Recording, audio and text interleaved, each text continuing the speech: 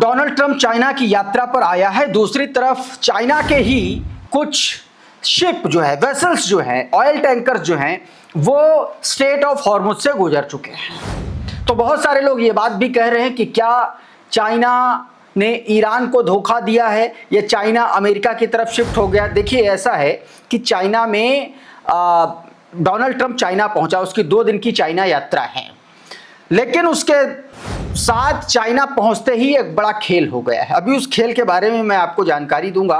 एक खबर दोस्तों हिजबुल्लाह के अटैक से जुड़ी हुई है, और यह खबर इसलिए ज़्यादा इंपॉर्टेंट है, ज़्यादा बड़ी है, क्योंकि यह हमला हिजबुल्लाह ने ऑक्युपाइड पैलेस्टीन में किया है, और यह हमला इजरायली सेना के बेस पर किया है इसलिए, और कई इजरायली सैनिकों के इसमें मारे जाने की खबर निकल के सामने आ रही है। इससे जुड़ी मैं अभी आपको इन्फॉर्मेशन दूंगा। ईरान की एक अत्याधुनिक मिसाइल से जुड़ी जानकारी निकल के सामने आई है। कहा जा रहा है कि ये सेजिल 2 का अपडेटेड वर्जन है। बहुत सारी खबरें हैं इसके अलावा भी, लेकिन सबसे पहले जरा इस वीडियो को देखिए। ये ऑक्युपाइड फलस्तीन का इलाका है जहां पर हिजबुल्लाह ने अटैक किया है, और ये अटैक हिजबुल्लाह ने जो किया है ये इजराइल के सैन्य बेस पर किया है, ऐसा दावा किया जा रहा है। अब ये उठता हुआ धुआं आप साफ तौर पर देख रहे होंगे कि बड़ा अटैक किया गया है।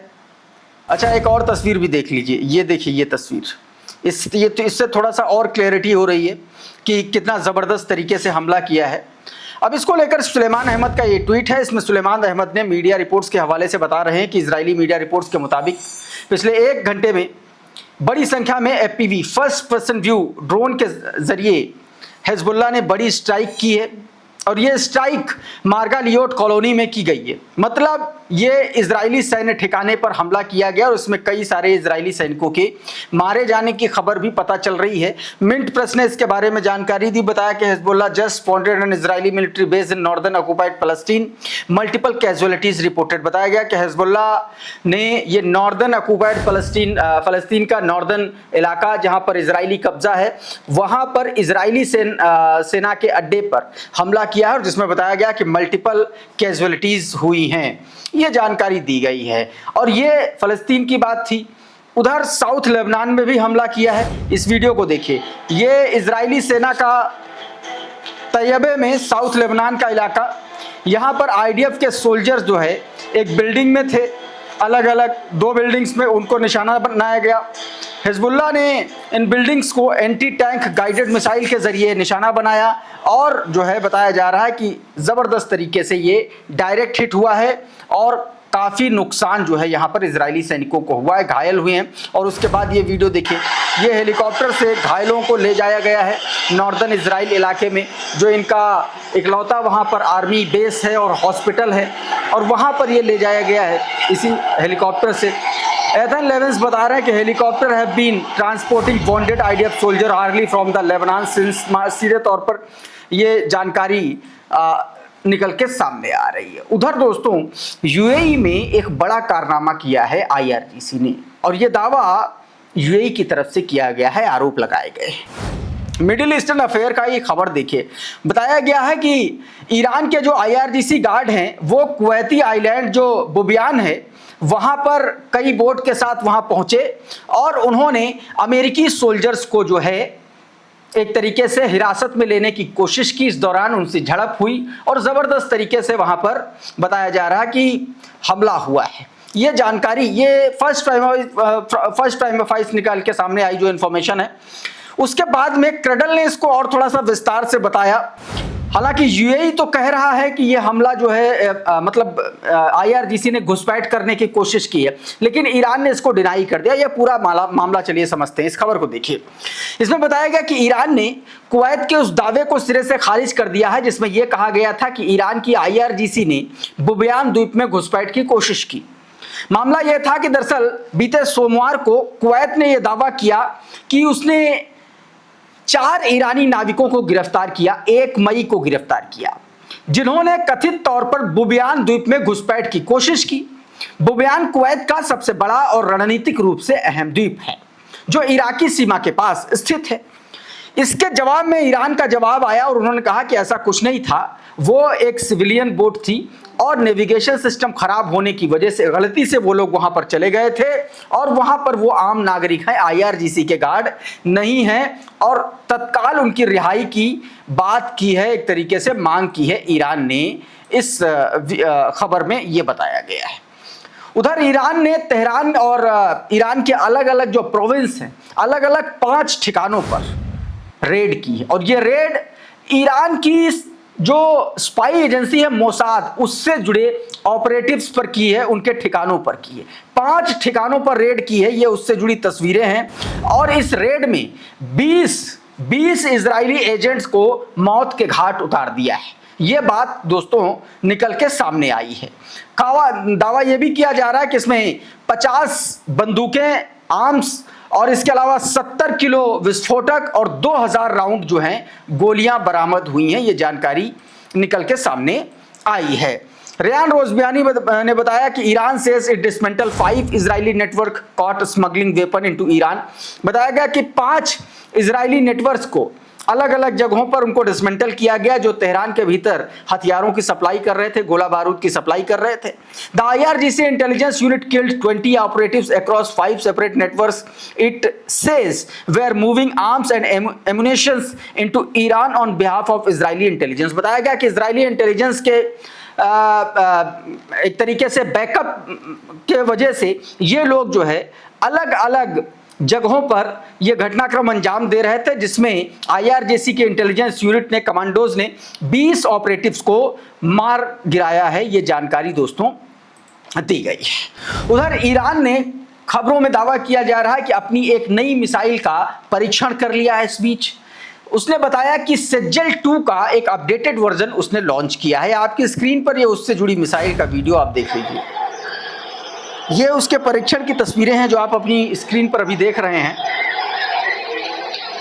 और दावा ये किया जा रहा है कि ये मल्टीपल टारगेट को एक तरीके से भेद सकती है। ये मिसाइल ट्विटर हैंडल है, इसकी जानकारी दी गई। बताया गया कि Iran announce missile capable of attacking multiple target. बताया गया कि ये मिसाइल कई टारगेट पर एक साथ हमला कर सकती है। The missile is an advance version of the Sejal 2 missile and is equipped with the MIRV technology. मतलब कि मल्टीपल इंडिपेंडेंटली टारगेटेबल रेंट्री व्हीकल, मतलब ये एक साथ कई टारगेट को भेद सकती है। ये वो मिसाइल है और इसीलिए इसको बताया जा रहा है कि अलग अलग लोकेशन पर भी ये एक साथ कई टारगेट को भेद सकती है और ये अपने आप में ईरान का एक और नया कारनामा है। और ये भी हो सकता है इस तरीके की खबर दुश्मन पर दबाव बनाने के लिए भी कई बार एक मुल्क दूसरे पर इस्तेमाल करता है इस तरीके की टेक्निक। जैसे अभी देखिए कि 2 दिन पहले अमेरिका की परमाणु पनडुब्बी जो है जिब्राल्टर स्टेट में देखी गई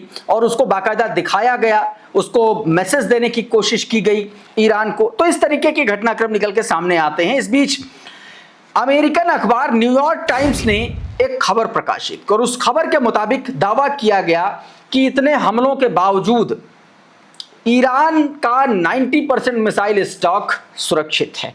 इस ट्वीट को देखिए जरा।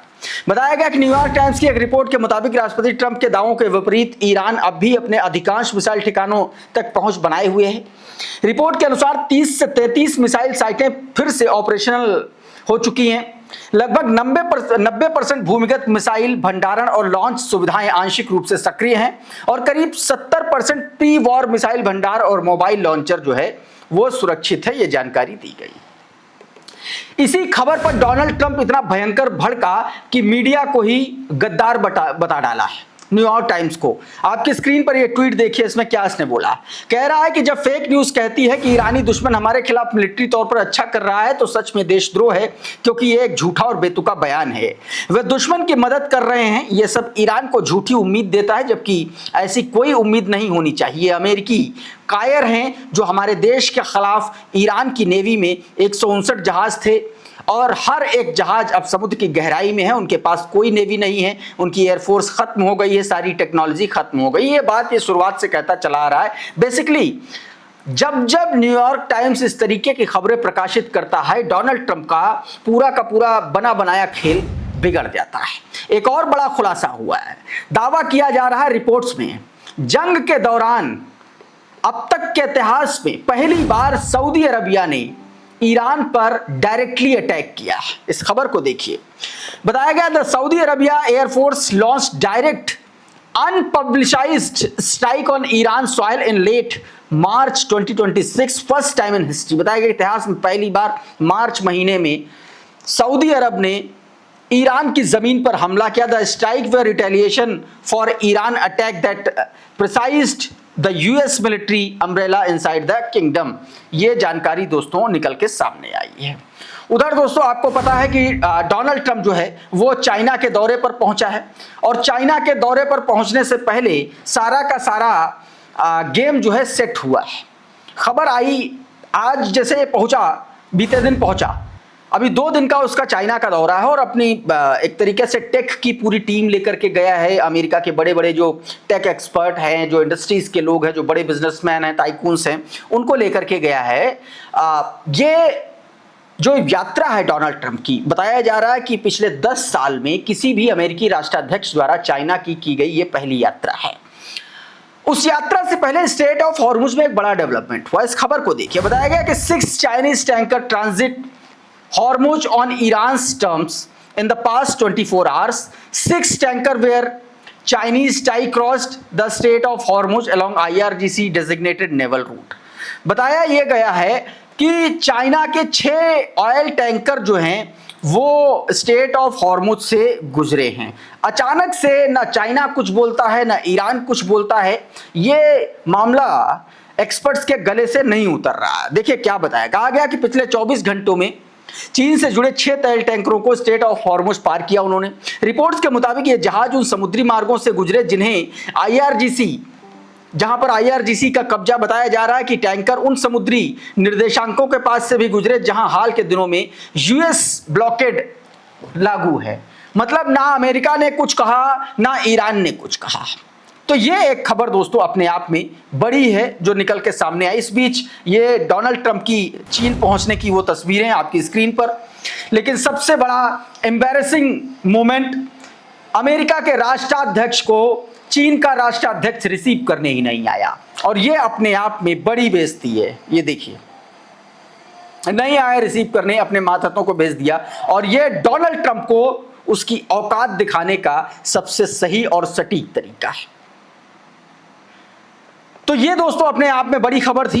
इस बीच ईरान के तमाम सारे प्रतिनिधि, अब्बास अरागची विदेश मंत्री भारत दौरे पर हैं, और वो बताया जा रहा है कि उनकी प्रधानमंत्री नरेंद्र मोदी से भी मुलाकात प्रस्तावित है, बातचीत होगी। इस दौरान दोस्तों ईरान के प्रवक्ता ने भारतीय मीडिया के सवालों का जवाब देते हुए कहा, यह आपकी स्क्रीन पर ट्वीट, कहा कि परमाणु मुद्दे के हल के लिए 3 विकल्प हैं और हम तीनों विकल्पों पर बातचीत के लिए तैयार हैं, लेकिन अमेरिका नेगोशिएशंस के बजाय डिक्टेशन चाहता है जो ईरान को मंजूर नहीं। और भी तमाम सारे मुद्दों पर उन्होंने बात की है।